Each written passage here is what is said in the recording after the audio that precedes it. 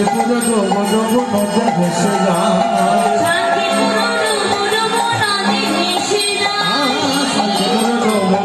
নদে ভেসে যায় ফুল ভাগিয়া ঢেউ আসিয়া লাগলো ঘোড়ার গায়